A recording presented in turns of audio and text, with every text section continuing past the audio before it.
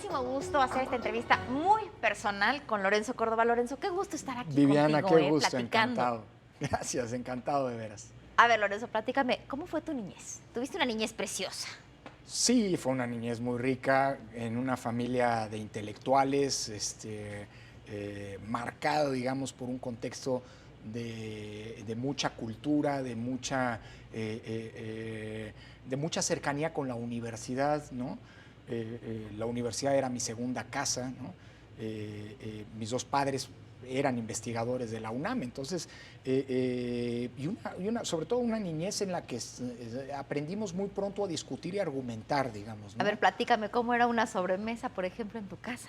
O bueno. No era una sobremesa normal. No, mira, era, por ejemplo, en las comidas donde se invitaban a amigos y además siempre se discutía de política. Mis padres ambos eran militantes, digamos, gente ideológicamente con empaque ideológico, déjame decirlo así.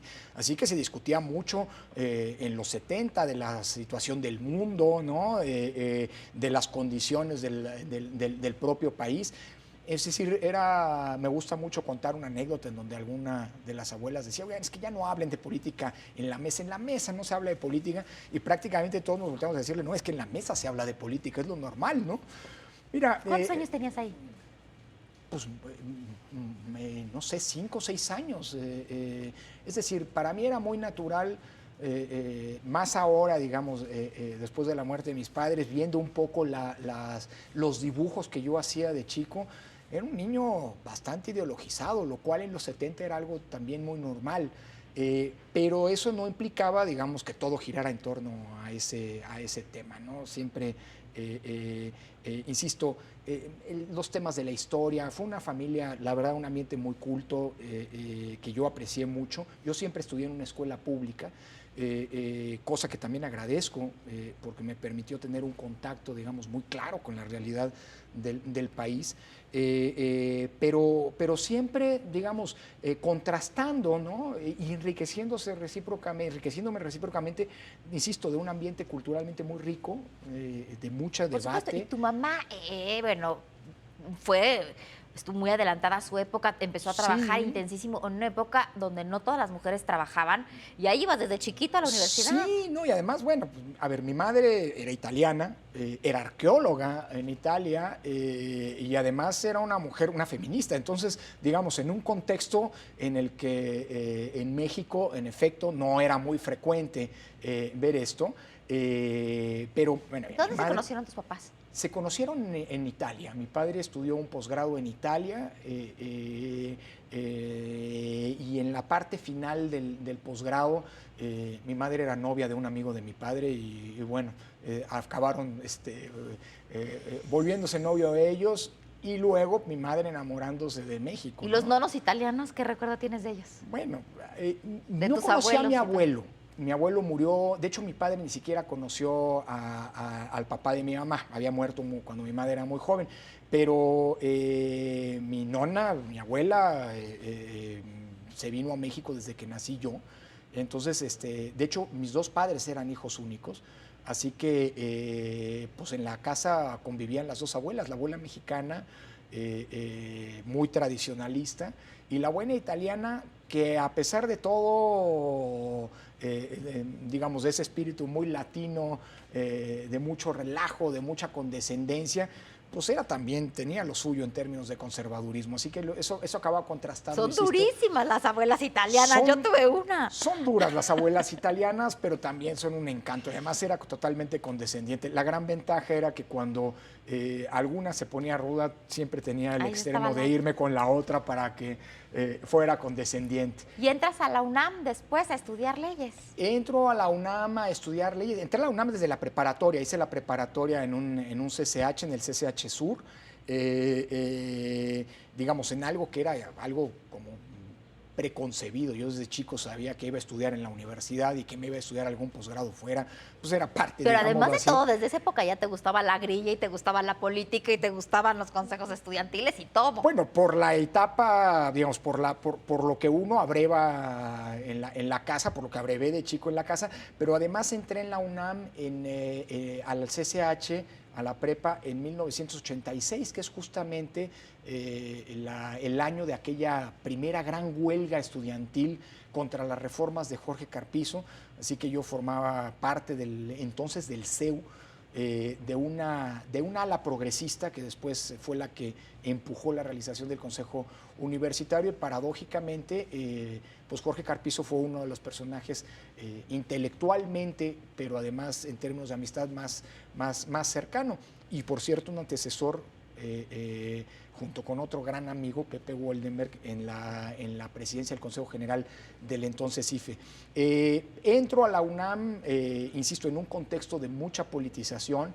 Pocos meses después vienen las campañas electorales de 1988.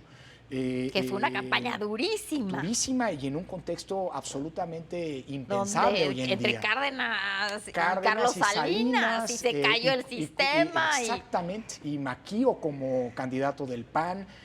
Fueron años muy complicados, una intensa movilización social, y que coinciden ahí sí, en 1989, con mi entrada a la facultad, que es uno de los momentos espectaculares de mi vida. O sea, la facultad de Derecho yo me la gocé muchísimo, volvería a estudiar Derecho tantas veces como fuera necesario. Fue un ambiente, digamos, en donde se forjaron las grandes amistades. ¿Te gustó tanto que hasta regresaste a trabajar al Instituto Sí. de Investigaciones, pero te fuiste un tiempo fuera? Sí, cuando termino la Facultad de Derecho me incorporo como becario al Instituto de Investigaciones Jurídicas. Ahí empiezo a tener relación con grandes juristas como el mismo Jorge Carpizo, el maestro Fix Zamudio, con quien trabajé como becario, Jesús Orozco, que después fue magistrado del Tribunal Electoral, fue por cierto mi primer jefe en el Instituto. Yo me acuerdo yéndote a entrevistar Jurídicas. ahí cuando Sí. empezaba también a reportear, ni siquiera aquí, hace Bueno, eso fue muchísimo tiempo. después del posgrado. Me fui a estudiar el doctorado a Italia y después volví no pude ¿A qué volver a parte de la Italia UNAM. te fuiste? Estuve en Turín, en el norte. Ahí es divino. Sí, además estudié ahí teoría política en el seno de una escuela, la que funda Norberto Bobbio, que es una célebre escuela de filosofía política. Estudiando, poco antes de irme, por cierto, había trabajado ya con José Woldenberg en el IFE en 1994, entonces esa fue mi primera aproximación a las cuestiones electorales en el campo, digamos, ¿no? Ahí te No, visualizabas que ibas a acabar siendo no, presidente la verdad, ya no del IFE, sino del para nuevo nada, organismo. Para el INE. nada. Bueno, ahí coincidí con Carpizo siendo presidente del IFE, como secretario de Gobernación entonces todavía. Después de mi regreso del posgrado, la UNAM estaba cerrada, estaba en la huelga de 1999. Y Woldenberg me invita a trabajar con él en el Consejo General como asesor de la presidencia. Lo acompaño hasta el término de su gestión en 2003. Vuelvo a la universidad para convertirme en investigador. Ya había venido dando clases en la facultad tiempo atrás, en la Facultad de Derecho. Y ahí es justamente cuando nos conocemos, Viviana, tú en tu papel de periodista, yo en mi papel de académico, digamos, analizando las cuestiones electorales. Porque años después, el público lo tiene que saber, estuvimos en el noticiero de la Sí, mañana, claro, donde yo conducí claro. el noticiero y tú eras comentarista, y era Exactamente. una maravilla llegar y escucharte. Además de todo, No, que eran bueno. interesantes los comentarios, era una época muy divertida. Fue un espacio que recuerdo con muchísimo gusto. Entrando ahora al estudio decía, híjole, fue una especie de flashback, ¿no? Era una buena manera de arrancar el día entre reflexiones serias, pero también divirtiéndonos mucho, ¿no? Glosando las noticias y demás. Esto debe haber sido, híjole, en 2006, 2007 tal vez, Viviana, ¿no? Más o menos. Sí, la verdad, ese fue un momento... Porque tus hijos estaban chiquititos. Sí, Sofía había nacido hacía poquito y Andrés acababa de nacer, en efecto.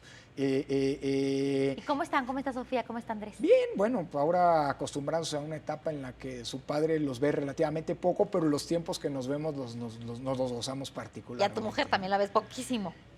No tanto, procuro darme los espacios para poder tener ese ámbito de estabilidad emocional que es indispensable para la función pública, ¿no? Por supuesto que sí. A ver, respuestas cortas, preguntas cortas. ¿Cuál es tu libro favorito?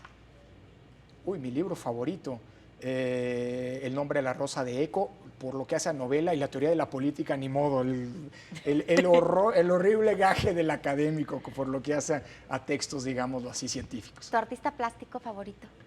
Me encanta Monet. me fascinan. La serie de Nenúfares, en fin, me fascina. ¿El tipo de música que te gusta? Clásica, soy un old fashion. Me gusta muchísimo. ¿La comida? La comida italiana.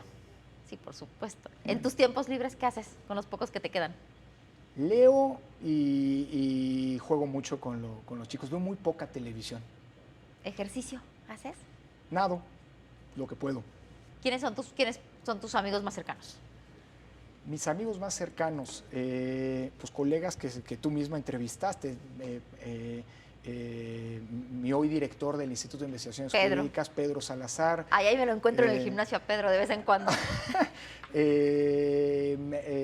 Ciro Murayama, que ahora es colega en el propio consejo, José Woldemer, tengo muchos amigos, podríamos pasarnos, pediste respuestas breves, podría hablar de muchas, en fin, en el ámbito profesional, en el ámbito personal, Carlos Pérez, Armando Maitret, en fin, podríamos irnos, amanecernos aquí. A ver, ¿el día más feliz de tu vida? El día más feliz de mi vida, cuando me casé. ¿El más triste? Cuando murieron mi madre y mi padre. O sea, son dos momentos distintos, 2 días, así que me tomo 2. ¿En 10 años dónde te ves? En la UNAM, espero. A ver, complétame esta frase. Lorenzo Córdoba es... Alguien comprometido con su país. Muchísimas gracias. Gracias, Viviana, a ti. ¿Tú tienes una familia, bueno, un abuelo? ¿El día más feliz de tu vida?